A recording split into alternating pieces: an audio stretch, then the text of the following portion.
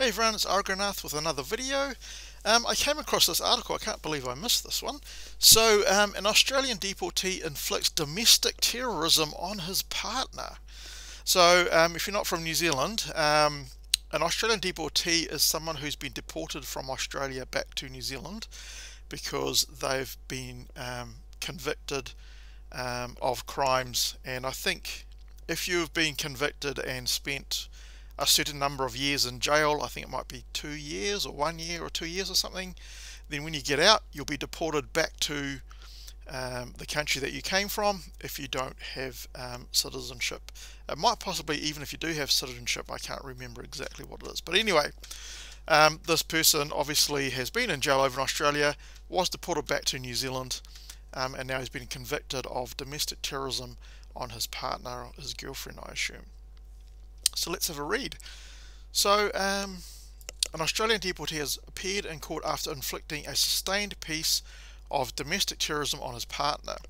Andre Hawani Bishop, 33, was sentenced in the Invercargill District Court on Wednesday after admitting a raft of charges including injuring with intent, suffocation, indecent assault and threatening to kill. Oh my god, what did this poor woman go through? Jeez, that sounds pretty dire. That's way over the top. Judge Raoul Neve described the relationship between Bishop and the female victim as exceptionally toxic, with both being methamphetamine users. Oh yep, so both druggies, so drugs never do anything well. So everyone stay off drugs, don't get into it. Though the victim stopped using methamphetamine in the days before the offending, Bishop kept consuming and his behaviour became more erratic until it disintegrated into violence, the judge said.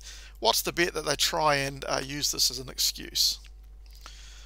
The police summary of facts says that the victim tried to leave her Invercargill flat several times to avoid being assaulted, but Bishop prevented her from doing so on numerous occasions. So she tried to leave, but he wouldn't let her leave.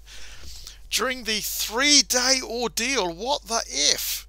3 days, oh my god, this poor woman, even if she was a drug user, anyone should not be subjected to that. She was subjected to a prolonged assault for over 3 days.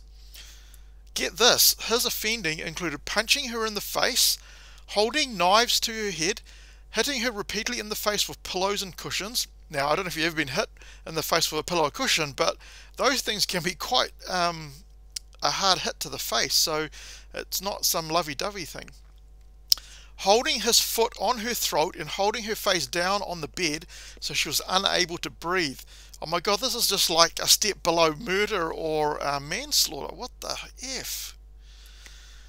On 2 occasions he committed indecent assaults which were in the nature of acts of humiliation, the judge said, and he repeatedly threatened to kill her. So I assume he sexually assaulted her in some way. After the battered and bruised victim fled the flat through a toilet window, so she only got out because you got out through a toilet window, she was admitted to the Southland Hospital for treatment and overnight observation, the police says.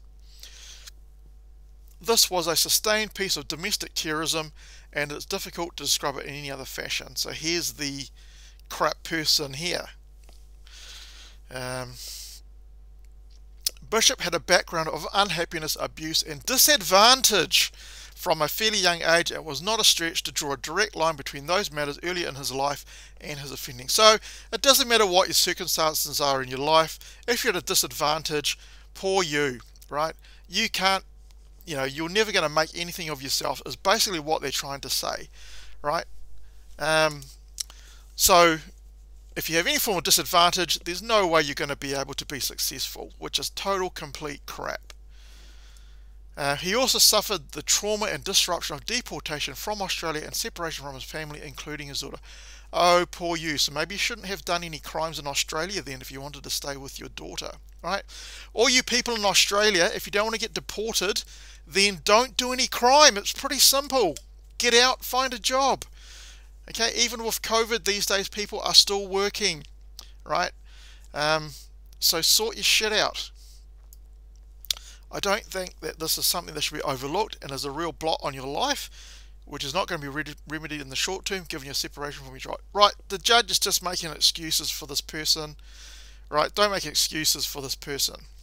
Now you might be thinking, well, maybe it's because of COVID that he's gone this way. Well, let's carry on.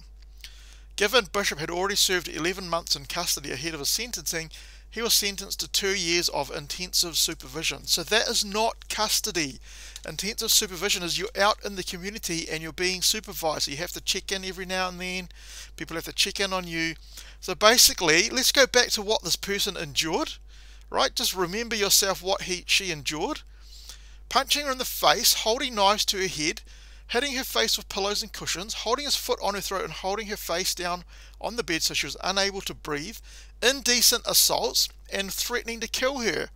So even that is not enough to give him more than 11 months in custody, right? 2 years intensive supervision. What do you have to do to get a sentence, a real sentence these days? Oh, jeez. Having spent most of his adult life in prison, so no wonder he was deported from Australia. He spent most of his adult life in prison. So do crime, get deported. It's pretty simple. So yes, when Bishop was deported in New Zealand in 2015, so this was well before COVID. There's nothing got to do with COVID. He told staff he had moved to Brisbane with his family at the age of 9 and went on to amass a lengthy criminal record before being sent to Christmas Island.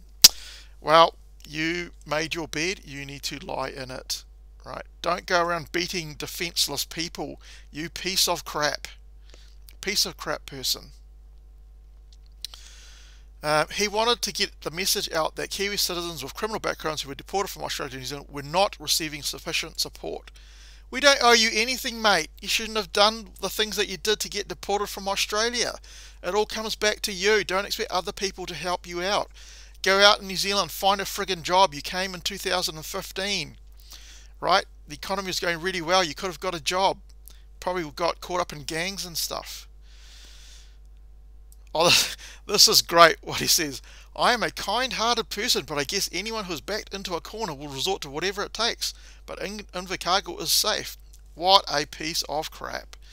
Right, just thought I'd bring this to your attention.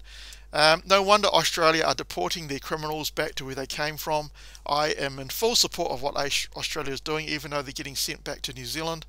In New Zealand, we should be doing the same thing if we aren't already. Anyway, interesting story. Feel very sorry for the victim. She must have gone through an amazing amount of pain and torture, and I hope that one day she will recover from this. Alright, so if you like what I said, please click the thumbs up button. Please subscribe if you like my content, that'll be awesome. If you have any comments to make, either good or bad, feel free to write them down, because I'm always happy to get some feedback on my videos to hopefully improve them in the future. Okay, so that's all for me. Hopefully I will catch you in the next one.